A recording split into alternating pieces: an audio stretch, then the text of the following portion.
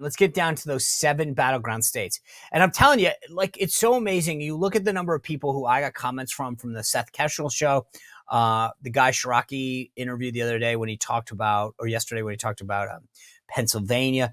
We I think, who watch the show are so much more informed because we base it off data and statistics of early vote and registration numbers. It's not just vibes, which is what so many of these folks that I see online are like, I feel good about. Well, I hope you feel good. And I like that there are more yard signs, but that's not what wins election, right? Turning people out wins. And I've got some great news. I mean, it is so good to see. All right. We started with Arizona. I want to put, if I can, I mean, you guys saw the chart that I showed you from Seth Keshel. Every one of their counties moving in the right direction. And the big ones, the Maricopas of the world, right?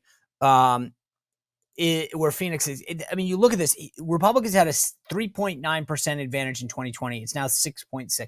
That, as Seth explained to us, was such a huge that those numbers, it becomes overwhelming. I mean, Seth was basically talking about a 5-point win. And when we looked at the Nate Silver thing, let me pull this back up real quick. You know, what did Seth say the other day? I can see Trump winning 5 points. Nate Silver, when I showed you that poll earlier, if the polls are off the way they were in 2020, what does he say? Trump 5. See, this is why the data matters, though. Because it starts to all look the same when you do it, right? Because it makes sense. It's not just someone's thought or idea or feeling. It actually makes sense. And that's where I'm telling you, I think that we are on path with all of these voter registration numbers in Arizona to see a 5-point win coming out of Arizona. So I still feel very good about this. There's a story that came out last night that I just want to share with you that echoes this. Dems see warning signs for Harris with youth vote in Arizona. Young voters turned out in record numbers in Arizona in 2020. Trump is making inroads with them now. Young people may be in their voting age. Many don't, blah, blah, blah. And Democrats in Arizona are warning it could hobble her here. She's got problems all over the place. Right now, Trump has a 1.8 Real Clear Politics average lead, 49.1 to 47.3. It's growing. Last week, it was 1.1. Right? Trafalgar just came out with another poll showing him in the right direction as well. And when you look at where he is in these polls, like Trump up 3, tied, Trump up 3, Trump up 2, Trump up 5, Trump up 2. Harris isn't even on the board in a poll in October. This is all great news for Trump. So again, we put this in the light, in the strong red. I'm keeping it there. I feel very good after what Seth told us to keep Arizona in the mix. So let's add that in if we can. And we'll move on to Georgia. Now, here's the thing. Georgia is hitting record early votes. And when I first saw the numbers in Georgia, I went, oh boy, we're screwed. Because you look at it traditionally and historically over the last couple cycles and go, a big number doesn't work for us. Except I started getting emails from people saying, Sean, are you looking at the data yet? I said, no, I haven't seen the data yet. Well, this is big. Mail-in voting is whiter, which benefits Trump. If you look at percentage-wise, the black vote is down. It is huge for Trump. He is now up 2.5 in the Real Clear Politics average. 49.8 to her 46.4. Let me just read you again. These are the Trump polls from October. Trump up 4, Trump up 2, Trump up 1, Trump up 2, Trump up 6, Trump up 3, Trump up 1, Trump up 1. You notice what I didn't say? Trump or Harris up ever. She is not in one single poll leading. Not one. And the Trump trend is moving in his direction. The early vote numbers have been fantastic because the rule vote early is coming out big. This is amazing. So I'm just telling you, Georgia, I was a little concerned about it, especially post-storm there too, because it touched on part of that. No question in my mind, Georgia in the Trump column. We can put that safely in the red column. So far, so good. Now, moving on to North Carolina, I have been very concerned. You remember last week I put this in light red because of the storm. not because people weren't motivated. And I would get people to say, Sean, they're motivated. These people are upset about FEMA, about this administration, their ego. And it's not that I doubted their enthusiasm for voting. I doubted their ability. I mean, some of these people weren't getting the necessities in life, and they were having a hard time. They couldn't get out of where they were. The roads were blocked, and et cetera, et cetera. The municipality that they were voting in, the structures were gone. And so I was concerned that they couldn't, not that they didn't want to. Those concerns continue to be alleviated. Trump right now has a 0.4 lead, 48.2, 47.6. Very, very close in the public polling. Haley said be careful of that, and I agree with him on that, because you might be able to go vote, but you're probably not picking up a phone and talk to a pollster for 40 minutes if you got a tree through your house, or you're still worried about power or what have you, or getting your land cleared. The early vote data is very, very good in North Carolina that Seth shared with us the other day. And the new registrations that we saw. Now, the media started to tell us all these people post-COVID moved to North Carolina. And Seth answered that question. It's like, yeah, they did, but they moved to 2 counties and we moved to the rest. North Carolina, in my mind, we're going to keep light red for now, but still trending in the right way for Trump. I want to move on to Nevada. Now, you guys have heard me say I had this in the blue column. I was told by Robert Cahaley, who I trust empirically, don't be careful of this. But here's the thing. The early vote in Nevada is better than any state that I've seen. Check this out. Currently, polling-wise, Trump is up almost a point, 0.9, 47.8 to 46.9. It's almost all Trump when you look at this poll. Trump up 2, tie, Trump 2. Harris up 1, Harris up 1.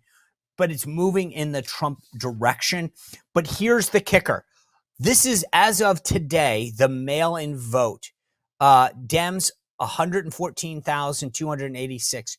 Republicans, 127,978. The GOP lead statewide in early and absentee, 13,000. This is massive. Remember, I just want everyone to understand this. Republicans tend to vote on election day, okay? So Democrats massively outpace us in early vote, both in terms of absentee and in-person early vote. When you're beating them like this in Nevada, in Washoe, in Clark, these are where Vegas is in Clark, Washoe is where Reno is, right? This is where they need to run up the score. Republicans have never done this. Never. Look, we got 13 days to go. We got a little bit of time. But Republicans are closing the registration gap. In 2020, Dems held a 87,000 vote registration lead. 87,416. That was 4.7% advantage for the Democrats. That's down to 1 point, a 19,223, okay, as of 1 month ago. They've lost 60,000, 67,000 people. This is not moving in their direction, and the early votes show it. In rural mail ballots, the Republicans lead the Democrats by a very wide margin. They account for 8,000 of the Republicans. The rural vote is coming in. The Republican lead in rural Nevada is more than double the Dem lead in urban Nevada. This is not good for the Dems. This is great for us. Any concerns that I've had about Nevada are gone. By the way, if you're concerned about that Senate race, right now, Jackie Rosen has a 5.3% advantage over Sam Brown, but that's down from 7. It's trending in the right direction for Sam Brown, right? That's a good thing. So I'm just telling you, and Nevada's still got a very high unemployment rate at 5.5%. And inflation has hit Nevada very hard. I say that because these people are upset about policies. Trump's no tax on tip, no time on overtime, no tax on cars, American cars, by the way, is very much advantage, helping him. I'm going from Nevada. I'm making a very hard shift. I'm putting that solid red.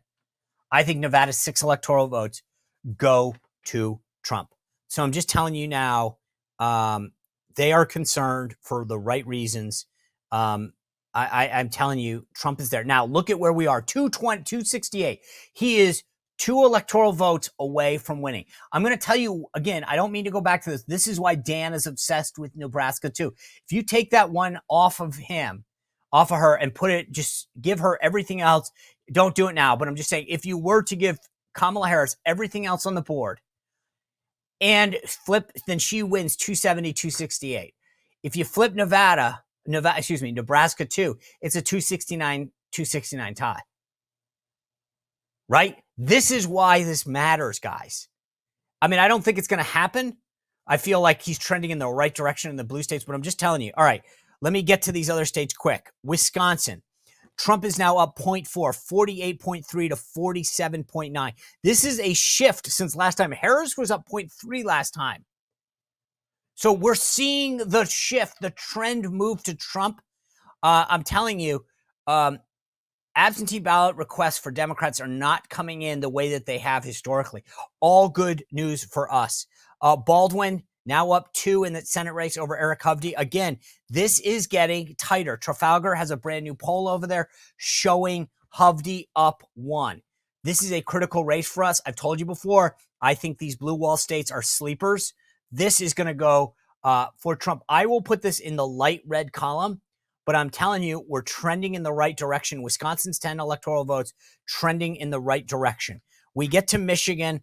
Michigan's 15 electoral votes. Let me tell you where we are right now. Trump is up 1.2, 48.4 to 47.2.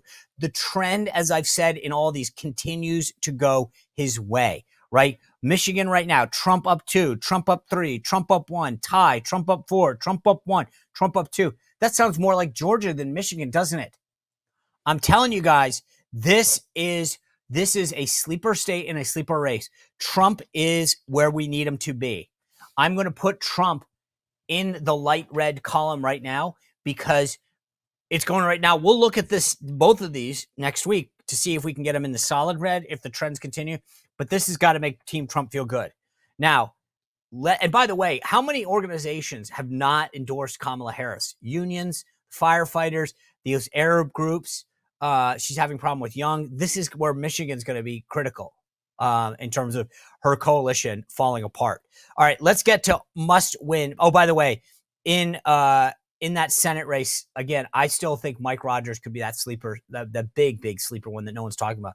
But we'll have more data on that next week. Let's just get to Pennsylvania because this is it. The Pennsylvania must win 19 states. Trump is now up 0.8 there, 47.9 to 47.1. Trafalgar's latest poll has him up 3. This is moving. Again, what are you seeing in every one of these states? The trend to the right, the trend to Donald Trump. This is amazing. Let me read you the latest public polls in Pennsylvania. Trump up 3, Trump up 3, Trump up 3, Harris up 3, Trump up 1, Trump up 1, Trump up 2. With the exception of that one poll, all moving in the Trump direction. There's a reason he spent all last weekend in Pennsylvania at the rally, then at that McDonald's, and then at the Pittsburgh game. It's having a difference. Those registration numbers that we've talked about with Scott Pressler, we talked about it with Seth Keshel, all moving in the right direction. Pennsylvania's 19 electoral votes, light red in the Trump column. Here's where we are. Let's just take a look, big picture. Let's pull it out and look at the map real quick. 312. I had it at 306. I'm now going 312 to 226 for Donald Trump. And here's the thing. As I told you, those 4 states plus Nebraska too, moving in the Trump direction. This number could get a lot higher. I thought I was going out on a limb when I said 306. I'm now solidly at 312. My friends, this could be even bigger. You put those 33 on top of that, right? 45. You're at what? 345 to 226. That would be an absolute blowout. Frankly, I'd be so excited that night. But this is where we are. I don't want to get giddy. I don't want to get excited. I don't want to measure the drapes. We got to keep our foot on the pedal, my friends. But we are trending in the right direction with 13 days left. Everyone you know, get yourself a little sticker by going to vote. Get one of these stickers. Go out, cast your vote. Bring 5 friends. Find out what their plan is to vote. But we can make this number even higher. As I said, we're at 312, 226. All right, we have a massive election night planned for you, so do not miss that. Hit that notification button now. You're going to want to make sure you spend election night with us. We'll do the regular show, and then from 8 p.m. at least until midnight, we'll be going live in our new election night headquarters studio. It is going to be amazing. All sorts of guests. Well, if you enjoyed this content, make sure to like this video, subscribe, and click the notification bell to get more.